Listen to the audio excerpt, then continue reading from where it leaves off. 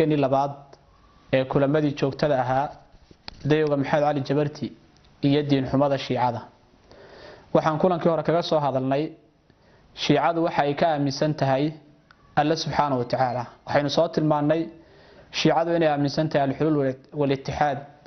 Shiicadu inay aaminsan tahay marna tajsiim marna ay u soo guuraan tacdiil iyo sifaadka Ilaahay oo la diido iyo waxyaalaha la midka ah baynu soo marnay dawaamtii qabeen inagoo soo koobnay wixii aynu ka soo rarnayna safaxaadkii meelahay ku yaalanaynu sheegnay. waxaynu xalaqadeena maanta ku soo qaadinaa Shiicadu maxay ka aaminsan tahay maqaamka Nabiga Kaleey Salaatu Wasalaam nabigeena Kaleey Salaatu Wasalaam.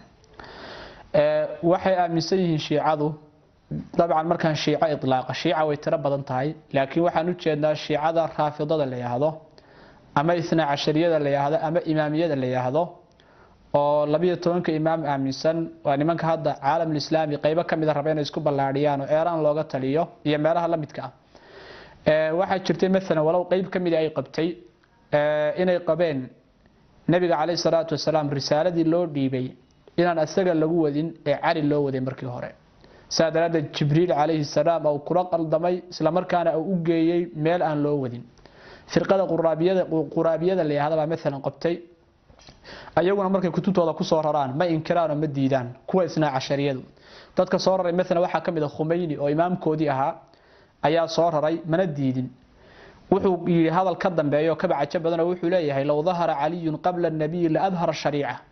hadii Cali soo bixi lahaa nabiga ka hor Kaleey Salaatu Wasalaam shariicada ba asaga muujin lahaa ayuu leeyahay Masaabiix al-Hidaayah kitaabkan uu bixiyay safxada 222 hadalka ku leeyahay. waxay qabaan Shiicadu marka nabiga anbiyada Ilaahay la eego anbiyada waxa ka fadli badan bay qabaan aalu beedka. Shiica saasay qabtaa. al-Mas'uudi oo Muhammad Faadil la yiraahdo wuxuu leeyahay kitaab la yiraahdo al-Asrar al-Fatimiyya 2000 baa la taabacay markuu marayay Faatima wal wilaaya takwiniyya ciwaanka uu ka dhigay oo safxada 251 ah ayaa wuxuu leeyahay hadalkii hore uu soo reegay wuxuu leeyahay qowlkan marka la eego iyo bayinaadkii cadeymaha uu leeyahay تكون هذه الولاية ثابتة لأهل البيت عليهم السلام وذلك لأنهم أفضل من جميع الأنبياء وكيف وقد ثبت لنا بالأدلة النقلية أن عيسى عليه السلام يصلي خلف الإمام المهدي عند ظهوره الشريف. هذا الكاس معنيه سيهاي وحا أكتيدا كسوغان حجائي عدين إن أي آل البيت كفد لبدنهن أنبياء أردن أسوغا أرنتا أدليشانيا soo noqoshada nabiyullaahi Ciise intuu soo noqdo aw la tukan doona mahdiga. arintaasi waa meel kaga dhac weyn oo anbiyada Ilaahay subhanahu wa ta'ala meel laga dhacayo tilmaamayaan cid aan anbiya ahayn in ay anbiyada Ilaahay ka fadli badan tahay. waa aqeedo Shiico sababtoo ah arki doono aymadooda xataa tasarrufaadka adduunka qayb ka yihiin saynu dib ku sheegi doona insha Allah ta'ala.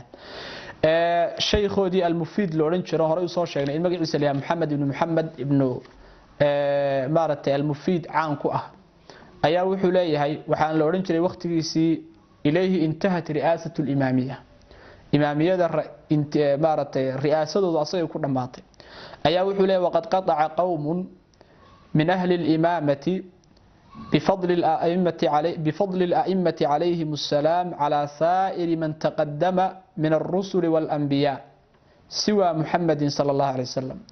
waxay gooyeen qola anaga naga mid ah imaamiyada ahi in ay imaamadu ama aimadu inay ka fadli badan yihiin dhammaan dadkii ka horeeyay oo rasuushii anbiyadii marka Nabi Maxamed laga reebay Kaleey Salaatu Wasalaam. taa macnaheedu waxa weeye Nabi Maxamed mooyaan anbiyada intooda kale inay ka fadli badan yihiin halkan ku qirayaan. hadalkii horena wuxuu ahaa inaan la kala reebin oo anbiyada oo dhanba ay dhahaan uu ka fadli badan yahay. labada hadalba waa laba hadal oo baaqil ah. hadalkaas wuxuu ku yaalaa awaa'ilul maqaalaat oo Mufiid laftigiisu leeyahay safxada 167. baabkuna waxa weeye baabul qawli fil mufadalati bayna al-a'immati wal anbiya. bal baabka fiiri baab wuxuu yahay kala fadilitaanka la kala fadilo a'immada iyo anbiyada. hadii la isweydiyo hadalkaasi ma waqti hore ahaayay way ka guureen mise kuwooda hadda jooga way qabaan kuwooda hadda jooga. thawra al-Khumeyniyah imaam al-Khumeini wuxuu leeyahay hadalkan soo socda wuxuu leeyahay innal a'immata ladayna yasiluna ila maqamin la yasilu ilayhi malakun muqarrabun wala nabiyyun mursal.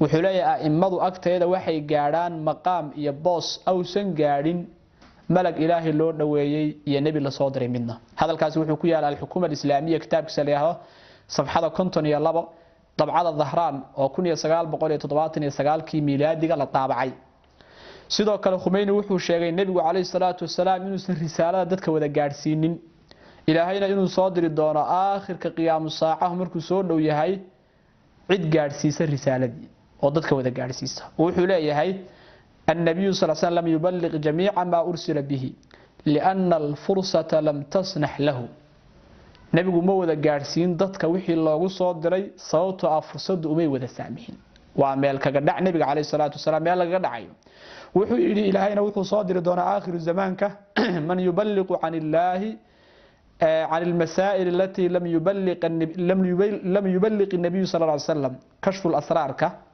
سبحان بقول يصدن يتضبوا هذا الكاس كيالا وحا حوجيي تعليقات كبهاء الدين النجفي ولهذا او تعليق كل كتاب كان لهذا احقاق الحق وابطال الباطل اما وازهاق الباطل ايو جزء لبا سبحان الله بقول يسيديد مطلبك سيديداد انتو هذا كان كسو غوريي ايو اسغنا ساسو حوجيي waxaan halka ku daynayaa ama aan ku soo khulaaseynaya markaynu fiirno shiicadu ama raafidada iyo 12 waxay nabiga ka qabaan kaleey salaatu wasalaam inay aaminsan anbiyada inay ka fadli badan yihiin aimadoodu inay qabaan risaalada markii hore nabiga inaan loo wadin ay ku qaldantay inay qabaan risaalada nabigu inuu san dadka wada gaarsiina qayb kamid ah oo ka tagay aakhirkan la soo diri doono cid gaarsiisay waa taasi waa waxay ka qabaan nabiga kaleey salaatu wasalaam waa ayaan dar marka Soomaalida in lagu soo dhunto nabiga aanu jecelnahay kaleey salaatu wasalaam diinta nabiga aanu difaacayna aalubeedki nabiga aanu jecelnahay ayadoo nabiga kaleey salaatu wasalaam ay halka ka joogan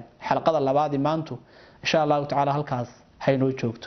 Assalamu alaykum wa rahmatullahi wa barakatuh.